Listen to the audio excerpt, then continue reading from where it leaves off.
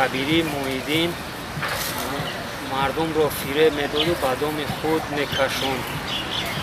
Падари ман ки мо то ҳозир азоб кашидаву бепадариро рӯз гузарондестем.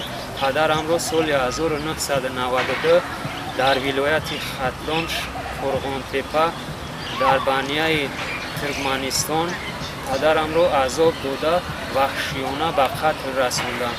Ба шаҳрвандони Ҷумҳурии Тоҷикистон таъкид мекунам, ки ба доми ҳар фиребгару найрангбозон наафтанду он Кабири Муҳиддин бо дигар аъзоёнашон ба хориҷа рафта дигар шаҳрвандонро гумроҳ карда ба доми худ гирифта истоданду аз соли 92 то ин ҷониб мардумро ҳамин хел мехоҳанд ба доми худ кашанду азоб доим дар машаққат бошанд.